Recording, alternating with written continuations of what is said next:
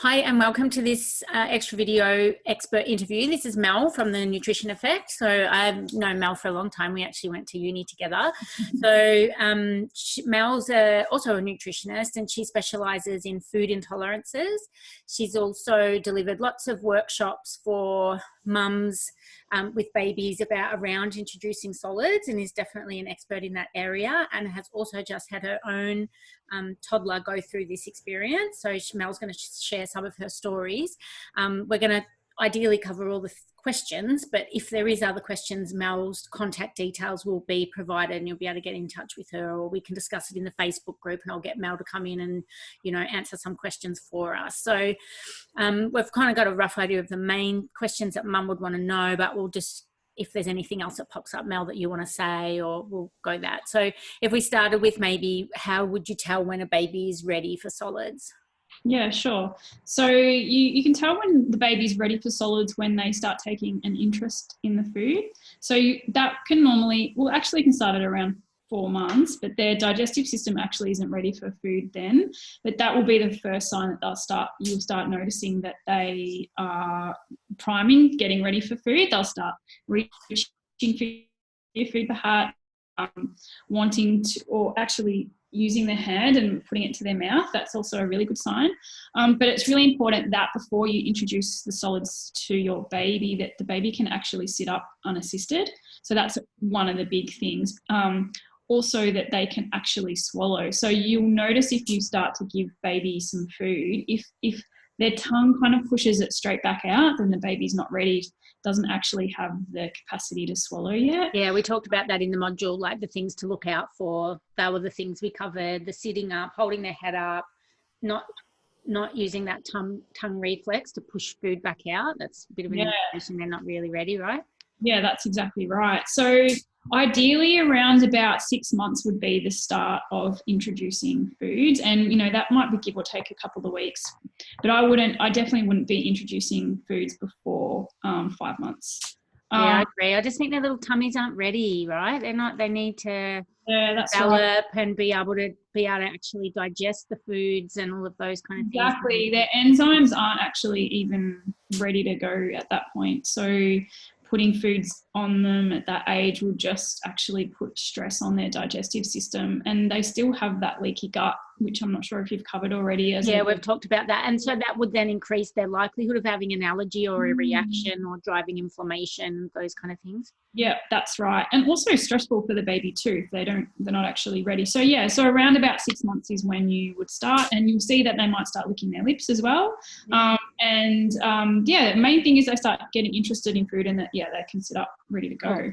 And then, so what would be some of the first foods that you would recommend? And we did say that we were going to talk about that difference between baby-led weaning and pureed foods, and the confusion around the labels around that. So can you explain that for us? Yeah, sure. So some of the first foods to introduce would be those low allergenic foods. So commonly banana, for example, and you can even start giving if you're eating a banana, you can let your baby have a lick of it to start with, for example. That would be some of the first ways to start. Yeah, awesome. Baby. Banana's a really good one. You've got things like pumpkin or zucchini or carrots. They're all really good ones, those kind of root veggies. We want to kind of stay away from anything dairy at this point, like cow's milk dairy, that's a high allergen, or anything to do with nuts or seafood. Things like those fruits and vegetables are definitely the first things to come in with. Want to actually avoid bringing in carbohydrates like grains straight away. It used to be a recommendation to bring in a rice cereal. Processed rice cereals. I talk about that in the modules. Like, it doesn't make any sense, and that I'm glad that you said that as well, because a processed grain that's nutrient deplete and potentially not a whole food form. Like, why did that make sense to put in a sort of a processed food instead of like a vegetable? Well, that's right. And actually their enzymes for breaking down carbohydrates aren't even ready at that point. So that's why we stick to fruits and vegetables to start with. Yeah. Awesome. And so we talked about that, the spoon-fed purees, and then the baby-led weaning, which I find a really confusing terminology around it, because it sounds like weaning I just think of coming off something, whereas actually baby-led weaning is about only giving them whole food, not pureeing stuff. Is that right? Yeah, so the baby-led weaning, yeah, there's a kind of a funny term, but it's basically so the baby leads the process. Mm-hmm. So you would cut up a bunch of fruits and vegetables and put on their plate, almost like a bento box, and let them pick and choose and go that way. And that would be them actually picking up the food themselves and choosing. So it's if you're going to go that way, but if you're introducing it as purees or as more like sticks of fruit and vegetables cut up, at that first stage you want it to be really, really soft foods, because the baby hasn't even really learnt to chew properly yet. So things like avocado would be a good one, or as I said before, bananas. Because some babies wouldn't even have many teeth by then. No, right. And sometimes those enzymes for even breaking down carbohydrates, like I said before, aren't actually ready until their molars have come through. Yeah. So that's way down the track. But, so you might want to start with purees to start with, and then introduce some foods for the baby to, cut up them small, and then they can do it themselves. And some people go only purees, and some people go only foods to cut up, as the baby-led weaning term is meant for. But I actually think a mix is really good. So starting with the purees to give the baby some confidence as well, because if you're just putting up cut vegetables or fruits in front of a baby, that can be quite overwhelming for them, especially if they're tired. They might not actually be able to eat themselves,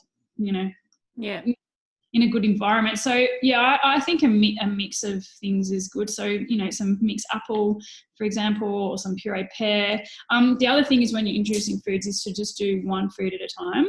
Yeah. So the first day you're introducing food, you wouldn't want to have 3 different ingredients on the plate. So you do apple for a few days, and then you could do some pumpkin a few days after that, and stuff like that. And that also would help you determine whether you're going to have a reaction. So that was one of the other things we wanted to talk about, that, what's a sign that it's not going well, or they might be having a reaction to that food, or potentially an allergy or something like that.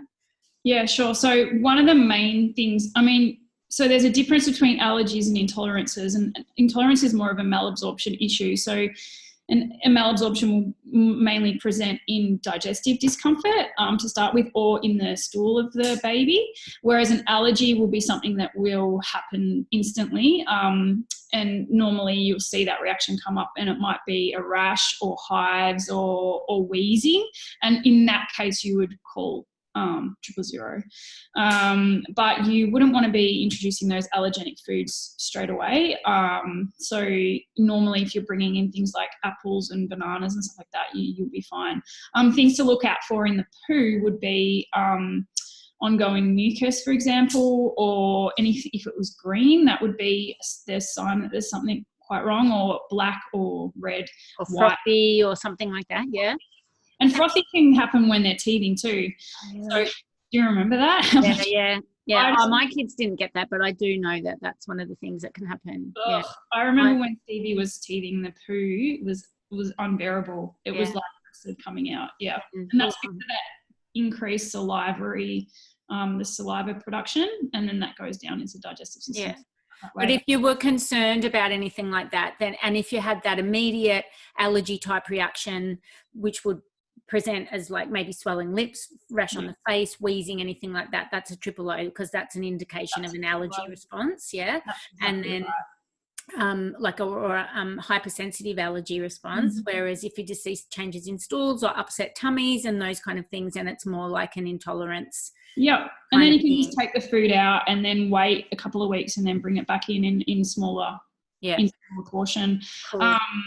So the other thing to do, I will mention before you move on from the baby-led weaning thing, is the fear of choking. So when you do purees, you don't really have a risk of choking, whereas when you do the baby-led weaning process, there's that, because the baby's responsible for how big a bite it takes, and you do have that higher risk of choking. So just to be really aware of that, but you also need to be confident and calm when you're sitting there with your baby as it's eating, so you don't actually instill fear on them. And I guess the main thing to realize in that point is that fear, the choking is silent. So it's kind of normal for a baby to gag a little bit because they're just getting the use of the texture and the taste, and they can gag, and that's not a bad sign. But a choking would be very silent. So hence why we're doing baby-led weaning. We don't go and have a shower at the same time. We go into the other room, we sit there. So what are the benefits of baby-led weaning then, if there's, increased risks kind of thing, if you're explaining it that way? Like why are mums doing it? What is the benefit? That's a good question. They do it because the theory is that the baby uses and gets used to its own hunger cues. So you put the food in front of them and then they will choose how much that they're going to eat. And they also can develop their own interest in foods, and you're not just spoon feeding them and in an amount that they actually have no control over. Yeah. Also that it develops their chewing mechanism. Jaws and muscles and those kind of things. Yeah, interesting. That would feed into that orofacial myology stuff, the difference between suckling at the breast and suckling on a bottle, and then actually chewing food compared to not having any, only having pureed food. And it also makes me think of that, if they were only having pureed food, the impact on the microbiome. So we know that, like the prebiotics in the plant foods, it's just the thing that feeds the bugs in the baby's gut. And I saw some research about this where they actually tested it in feeding pigs pureed compared to whole food, or like not pureed food, and how it feeds different bugs, because normally in the normal processes, if you're chewing whole food, it only gets broken down to certain lengths of fiber and oligosaccharides. So that would be interesting as well. Okay. Yeah, that is interesting. Also, there's that sense of independence that you give your baby as well if they're choosing doing their own thing. Yeah. And then the benefits of pureeing, I think that it was good for me because I could get in. I was making things for Stevie like roast sweet potato I roasted that in turmeric. Yeah. And so I don't think she could have gotten turmeric and ginger and stuff like that into her food so much as if it wasn't pureed. So I was getting lots of stuff in there. I was even putting bone broths because I had, the experience where she was formula fed from a pretty young age. And so I was pretty keen to get her off the formula ASAP and getting in some whole foods and plant foods in her, because I felt that was better for her microbiome than what constantly going into the formula. Yeah, that's a good point. So we wanted to touch on that as well. So is it different if you've got a breastfed baby than a formula fed baby, as far as what foods you would feed or at what times you feed them? Because I know we talked about this before we started recording, that a lot of the times we think that mums think once babies start receiving food at 6 months, they don't need breast milk anymore, or they don't need formula milk anymore because they're getting all their nutrition from food, where that's not the case. Is that like breast milk, if they are breastfeeding, then their primary nutrition is still coming from that until about 12 months, yeah? Yeah, and we know that the human milk oligosaccharides are responsible for developing the baby's gut. Yes. So if they weren't breastfed infants, that might be a reason why you would rely more on food as nutrition rather than just formula in that sort of 6 to 12 month stage. You would want to get more of those plant-based prebiotic type foods in, so you had a bit more influence over developing a good healthy microbiome, rather than because I just know that the free sugars in formulas and things like that can increase the diversity that wouldn't normally be there in an infant's microbiome. So it's kind of I guess it's a personal choice. So I guess we can talk about how much milk to give. So because at 6 months, when you're starting to introduce the food, breast milk should still be the dominating nutrition input for the baby. So you're just really giving your baby taste tests at this point, and maybe a small little meal. So you might just do one mashed banana or some mashed avocado, for example. That would be, but the rest of the day is breast milk. And then once you're getting up to about 7 or 8 months is when you start doing 2 meals. and then the rest breast milk. Mm-hmm. And then 8 to 10 months is 3 and 3. And then 11 to 12, you're doing 4 food and 2 breast milk. That's pretty much how it goes. But yes, so it's not super strict like that. Like there would be variations of that. Yeah, like yeah. a guide. It's just the guide. It's just the guideline, and it's a nice mix to know, to mix them both up, and also, the keep continuing with the breast milk for that long is really important to help keeping develop that immune system, because the gut, the digestive tract, because there's still that leaky gut with the baby as well. Heal that. But yeah, when you're talking, in my experience and a lot of girls' experiences, if there's formula and not the breast milk, then yeah, I think that's probably a personal choice. For me, I wanted to get, they still need the fluid and stuff. So yeah. It's still good to give the bottles as well, or the formula as well, and they need the liquid, and formulas have got a lot of nutrients in them, like they're specifically formulated, and a lot of them have the GOS in there as well, which is the prebiotic that's more like the human milk oligosaccharide. So it's definitely in there to try and help with that microbiome as well as contain nutrients, right? Yeah, exactly. And the other thing for mums to remember is not to get, how I said all those amounts before, not to get hung up on the amounts, and, because that can then just be stressful. The baby will go through stages of wanting to eat more and wanting to eat less. So not to, microanalyze every meal and every day and freak out. Yeah. I remember when my kids were little and my dad came and visited us and was staying for a while, and I was in that stage of trying to, make them eat dinner, and Dad goes, why are you doing that? Like, you're just stressing yourself out. You're stressing the baby out, and they're clearly not starving or hungry. Otherwise they would eat, and I realized that, in that age, they do a lot of snacking, and that, they don't fit into our 3 meals a day necessarily. So, and that's okay as well. And I guess, the baby's cues, and they're, like looking at different things like, development and awareness and sleep levels and output, like how many wet nappies and what the stools are looking like, and all of those kind of things as well are better indicators than just, how much or when or what time. Yeah, exactly. Which actually brings me to my other point about, still keeping, mealtime as a connecting point for mother and child. And just because you can now give them food doesn't mean, it's still nice to share that experience with them. And if they're not hungry, that's exactly right. Don't force it on them. You're only going to create a negative association with feeding time or eating time. But still, you can sit down and share some food with your young one when they're starting to learn to eat, and leading by example and stuff as well. So eating similar foods and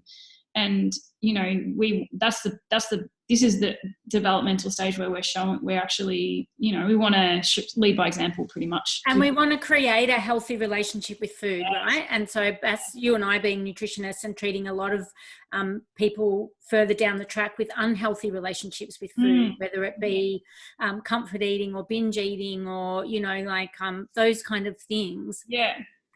This is like you say, that developmental time, and we're creating that relationship with food, so it's super important to make it a positive experience. And you can put some music on while you're eating, having some food together, and you might have your main meal a little bit later, so say if you're giving them dinner at 5 o'clock, but just to sit down with them and have a little bit as well, that's really, really nice.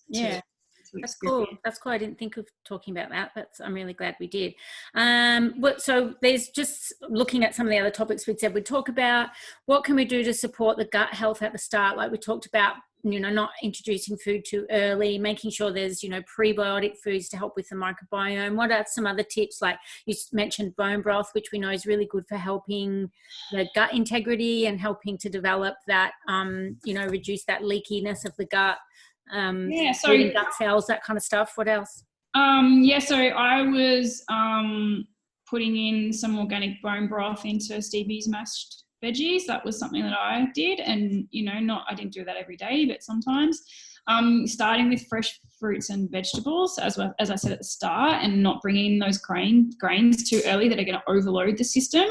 Also, don't forget your good fats. So that can be you can easily forget about those, but a good organic butter, coconut oil, olive oil, avocado, those kind of things are really, really good for our little ones' brain health and pretty much everything development. So they can be easily forgotten. So, and don't forget, when your baby's that age, they haven't actually decided what they like and that they don't like yet. They're so excited to be trying food that try everything. And what about the allergenic foods? When do we start to put them in? I was going to say, don't project your dislikes and likes onto your child. Yeah. So that happens a lot, and fussiness, that's important to remember that, because you can add, the other thing about gut health is you can add in your herbs and spices to kids' meals. They love it. You can add in your rosemary, mint, parsley, turmeric, ginger and stuff like that. That stuff's gold for development. Food is medicine, right?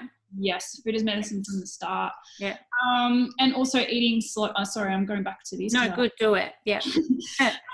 So eating slowly and keeping dinner time not stressful. So that will, because we know I work with food intolerances in adults, and one of the main things is people's food intolerance is worse when they're stressed. When they're eating on the run, they get, acid reflux or whatever. So making sure that dinner time is actually nice and quiet and still, like you don't have to have the TV on and all that kind of stuff. And you don't have to be, on the phone or in front of them and stuff like that.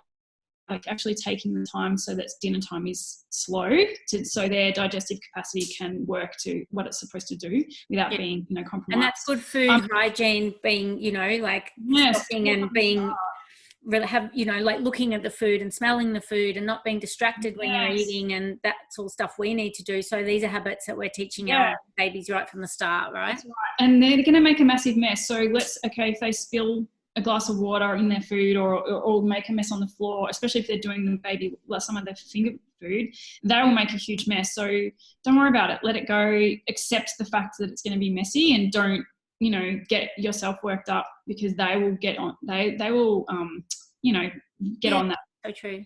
Yeah, and who cares if there's a mess? And don't.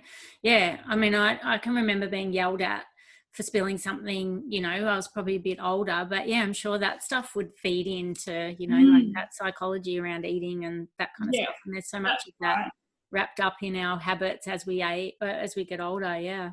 And also fermented foods, you can bring them in pretty young too. You've got your obvious ones, your yogurt and stuff like that, but you can do coconut kefir is an awesome one for kids that I like to do. And what age would you bring them in at? Sort of any time from that?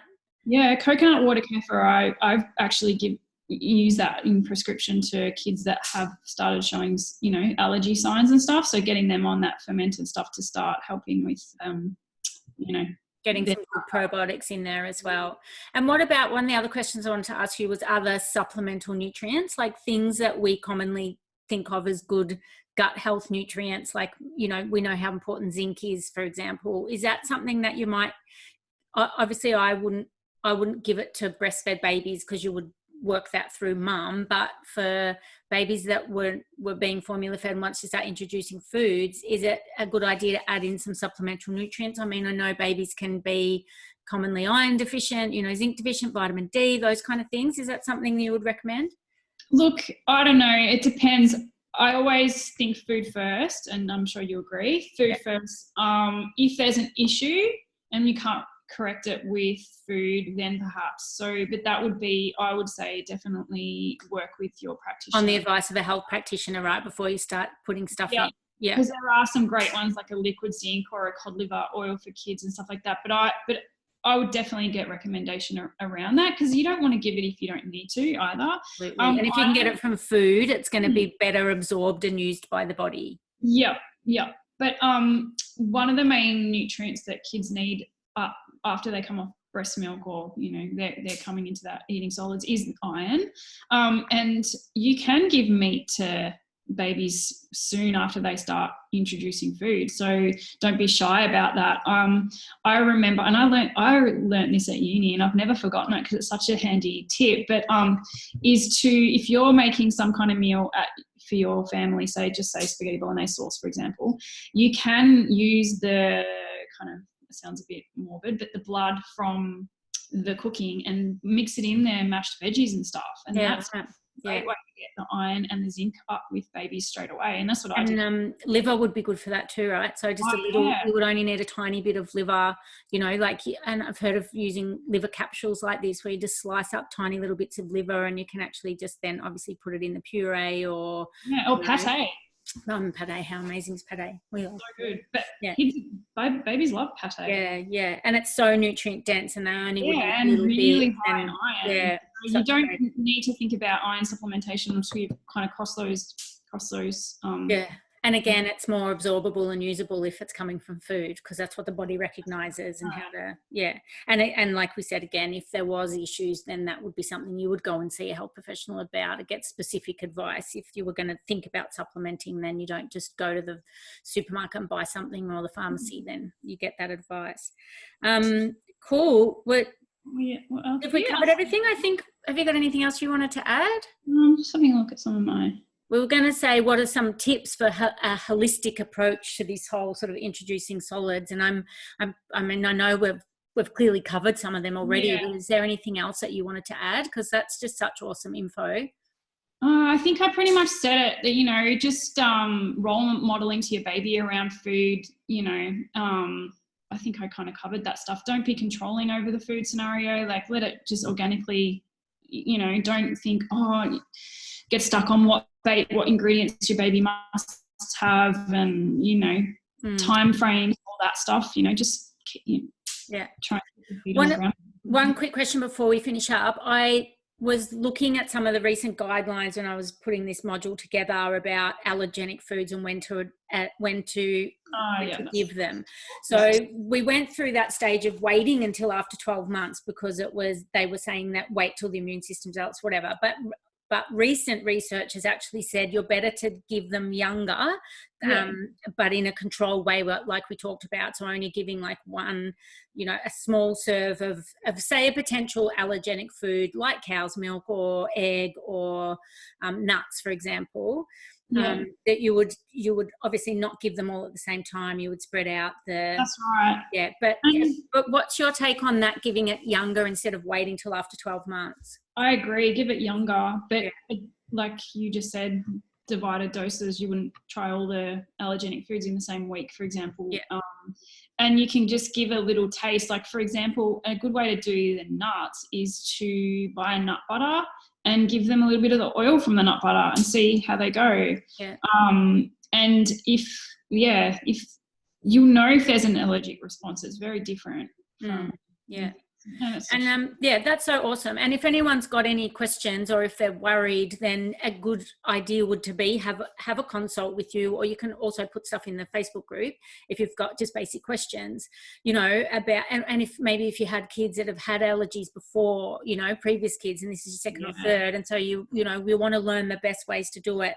You or I would go through a thorough case history, right? We would take into account all of those things, what might be, you know, genetic predispositions, whether there's been a stressful birth, whether there's been, you know, disruptors to the microbiome that might likely increase the risk of having an allergy or intolerance response. Like things like, you know, repeated ear infections, and antibiotic use, and even looking at things like behavior. Behavior is a big thing with kids if they are intolerant to food or have an allergy. So kids that have, you know, do you have celiac in your family, for example? Because if you do have it in your genetic history, then there is a risk factor for your child.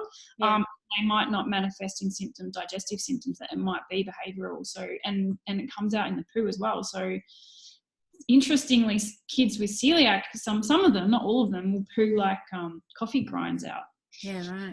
So looking at you can look up online, you can easily get lots of pictures or like tables of foods that are the first foods to introduce and which ones are the ones to wait. But those ones that you should wait, so your milk, and I make around about 7 to 8 months start bringing those ones in. Cool. Awesome. And maybe I just thought of something else. That Hair 500 test that